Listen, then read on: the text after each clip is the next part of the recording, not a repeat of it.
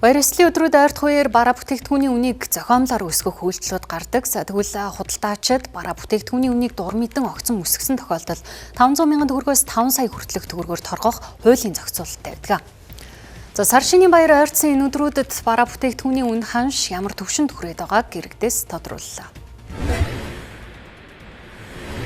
Ер нь л өссөн байт.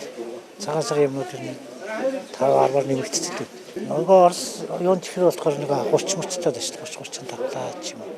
Одоо мэдгүй тавгийн чихэр тооцоос нэг 45 мянгаас 50 мянган хооронд болох гэж бодоод байгаа шүү дээ. Жишээлбэл 20 мянган чихэр 25 мянга болсон байна. 25 мянган чихэр 30 мянга болсон байна. 500 мянгаас нэмэгцэл юм биш шүү дээ.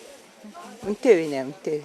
Гайгүй нэг жоохон чихэр авъя гэхэд 30 мянгаас эхлээл явчихж байна. Тэгээд за яг нь 15 6 мянга гэл 30 мянга. Дээр үе минь тавгандаа тавьдаг гайгүй юм нөхөд үн нэмсэн л энэ. Одоо тэгээ яах вэ? 15-аас эхэлж байгаа шүү дээ. Дээд нь 35 маа гэж юм шүү. За зах худалдааны төвүүдэд чихрийн үн килограмм нь 15-аас 40 мянган төгрөгийн ханштай байна. Энэ нь өмнөх 7 хоногоос өссөн үзүүлэлт юм а. За үүнд нийлүүлэгчдийн үн өссөн учраас барааны үн нэмэгдсэн гэж худалдагчид тайлбарлаж байна.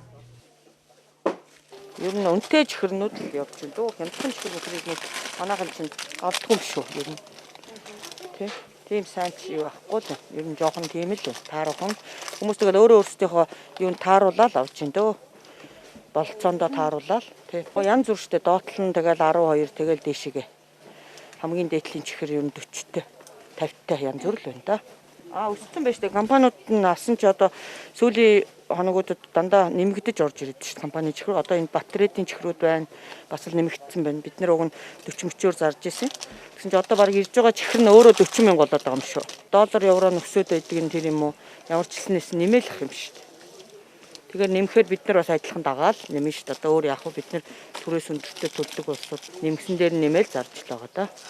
Ер нь гайгүй доктортой байгаа шүү дээ. Сар гараал жоохон нэмэгдсэн. Тэгээд доктортой чигрэл бай. 100-аас 1000 хооронд нэмэгдсэн байна. Аж ахуй нэгдэж жоохон үйл ажиллагаа явуулж байгаа газруудаа ер нь татврын дарамтанд төх байдаг учраас нөгөө ажилчдын цалин тавихаас эсвэл нөгөө урсгал зарлууд их гарахаараа яалтчгүй нөгөө гаднаас орж иж байгаа бүтээгдэхүүн дээр үнэ нэмэхээс аргагүй болдог багч. Жил ерөөсө хямдхныг аваад шүү дээ энэ хүмүүс чинь. Үнэтэйг нь ерөөсө авах нь бага байна. Одоо хямдхан 10 мянга дээшлэл 20 30 гээл байх шүү дээ. Тэгээд тэр дундаа 30 40 гээл. Тэгээд тэр үний ер нь хүмүүс бол чихэрч гайгүй байна. Бас тавгийн чихэргээ гайгүй чихэр авч байна. За бараа бүтээгдэхүүний үн зах зээлийн зарчмаараа буюу эрэлт нийлүүлэлтийн харьцаан дээр тулгуурлагдав. Гэхдээ хэд үндэслэлгүй огцон мөн нэмсэн тохиолдолд иргэнийг буюу худалдагчийг 500 мянган төгрөгөөр, аж ахуй нэгжийг 5 хүртэлх сая төгрөгөөр торгох хуулийн залттай.